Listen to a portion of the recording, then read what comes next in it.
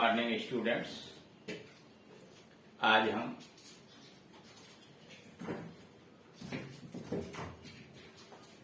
इस वीडियो के अंतर्गत एक्सरसाइज हल करने जा रहे हैं।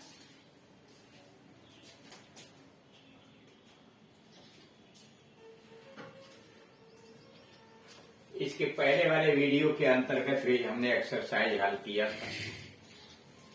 उसमें यह देखने का प्रयास किया था जो विभिन्न प्रकार के रूल रेगुलेशंस हैं ट्रांसफॉर्मेशन के, उसको कैसे लागू किया जाए, कैसे प्रश्न को हल किया जाए।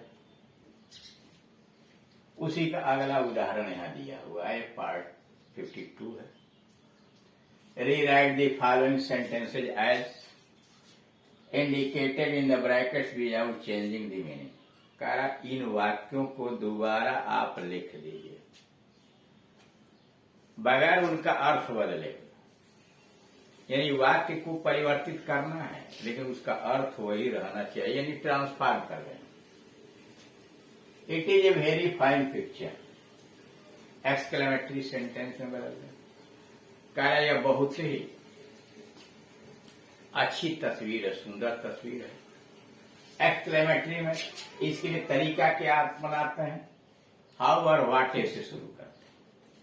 ये हो जाएगा what a fine picture, very को हटा दिया, what a fine picture it is या इज इट विस्मयबोधक चिन्ह। What a fine picture it is या how fine picture it is विस्मयबोधक चिन्ह। Honesty is the best policy, ये कहा जा रहा है कि इसको आप कंपैरेटिव डिग्री के एडजेक्टिव में बदलिए। तो honesty is the best policy में कंपैरेटिव बनाने के लिए ऐसे लिखेंगे, honesty is better than any other policy. ईमानदारी किसी भी दूसरी नीति से अधिक अच्छा है। ईमानदारी किसी भी दूसरी नीति की अपेक्षा अधिक अच्छा है। Honesty is better than any other policy, यानी ईमानदारी किसी भी दूसरी नीति से अधिक बेहतर होती है। Honesty is better than any other policy. Number 3, he is certain of going to the right. Complex sentence, उसे दिल्ली जाने का पक्का विश्वास है। He is certain of going to Delhi, उसे दिल्ली जाने का विश्वास है।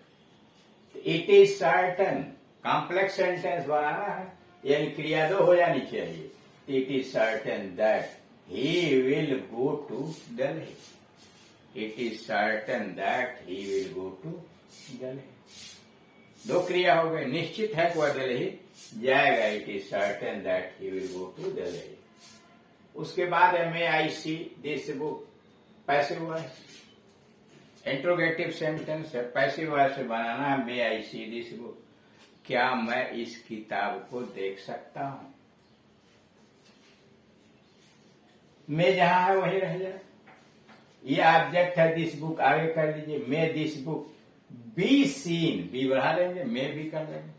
तो may this book be seen by me, may this book be seen by me, क्या यह पुस्तक मेरे द्वारा देखी जा सकती है। May this book be seen by me, question mark. I did not expect him to be so honest, comparative degree, मैंने उसे इतना ईमानदार होने की उम्मीद ही नहीं किया था। मतलब वो अधिक ईमानदार निकला जितना मैंने उम्मीद किया था। कंपैरेटिव हो तो सेंटेंस कॉम्प्लेक्स भी होगा। ही इज प्रेजेंट टेंस में भी लिख सकते हैं, ही इज मोर ऑनेस्ट या he was more honest than I expected, जितना मैंने उम्मीद किया था। He is more honest than I expected, जितना मैंने उम्मीद किया था उससे वो अधिक ईमानदार। He is more honest than I expected. छठा है द जज suspected that someone had bribed the witness, passive voice.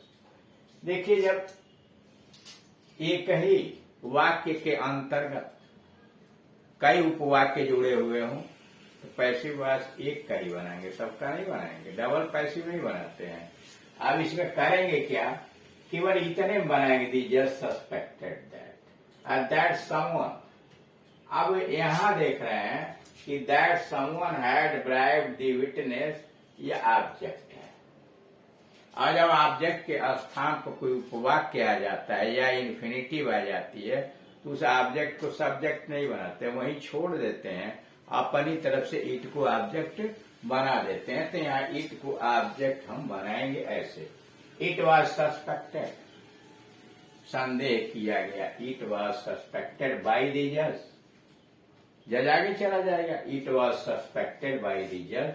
बाकी जैसे है वैसे ही लिख देंगे that someone had bribed the witness, जज के द्वारा यह संदेह किया गया कि किसी ने गवाह को घूस दिया था। Open all the doors and Windows, passive voice, करो सभी दरवाजे और खिड़कियां खोल दो। और ये इंपरेटिव सेंटेंस है तो लेट से बना दीजिए, let all the doors and windows, let all the doors and windows be open, be open, let all the doors and windows be open. How fine the weather is, assertive sentence, ये exclamatory में दिया है।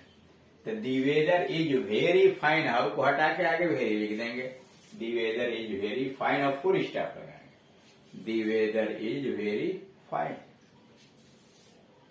This shirt is too loose that I cannot wear it, simple sentence। करा ये कमीज इतनी ढीली है कि मैं इसे पहन नहीं सकता, इसके लिए आप ऐसे करेंगे, this shirt is too loose, यहां सो होगा, so loose, this shirt is so loose that I can not, तो this shirt is too loose for me बढ़ा देंगे, सबके लिए नहीं, मेरे लिए है ना, मेरे नाप के लिए, this shirt is too loose for me to wear, this shirt is too loose for me to wear. Number 10, iron is more useful than any other metal, superlative degree. कारण लोहा किसी भी दूसरी धातु से अधिक लाभदायक होता है, मतलब लोहा सबसे लाभदायक धातु होता है। Iron is the most useful metal, iron is the most useful metal, superlative degree हो गया, iron is the most useful metal. No wise man will behave so, interrogative sentence, कारण no wise man will behave so, will को आगे कर दीजिए, will any wise man, no के जब any कर दीजिए सेंटेंस अफर्मेटिव हो जाएगा, will any wise man behave so, question mark, will any wise man behave so, क्या कोई बुद्धिमान आदमी ऐसा व्यवहार करेगा, नहीं करेगा। Would that I were happy, assertive sentence, would को हटा करके वहां आई वे से लिख देंगे और लास्ट में फुल स्टॉप लगा देंगे, I wish that I were happy, I wish that I were happy। Number 13, she found him dishonest, negative sentence, तो she found को नेगेटिव बनाएंगे, she did not find him, dishonest का उल्टा कर दीजिए honest, she did not find him honest, अर्थ भी वही रह गया, सेंटेंस नेगेटिव भी, पहले था उसने उसे बेईमान पाया, ठीक, उसने उसे बेईमान पाया, अब हो गया she did not find him honest, उसने उसे ईमानदार नहीं पाया। Great man accomplish great thing, passive voice, great things object आगे कर दीजिए, great things are accomplished, third part, great things are accomplished by great man, आगे चला जाए, great things are accomplished by great man, their glory can never fail, interrogative sentence, can को आगे कर दीजिए, कैन देयर ग्लोरी, नेवर का ever, can their glory ever fade question mark. Can आगे किया प्रश्न बनाने के लिए, देयर ग्लोरी नेवर का एवर फेड, अथवा व्हेन से बना सकते हैं, when can their glory fade, never का हटा देंगे, when can their glory fade question mark. यानी इस तरह से आपने देखा कि ट्रांसफॉर्मेशन के विभिन्न नियमों में दिए गए एक्सरसाइज को हल कर सकते। क्लियर। अब इसके साथ साथ ही आपका ट्रांसफॉर्मेशन का चैप्टर समाप्त। अब अगली बार सिंटैक्स की शुरुआत।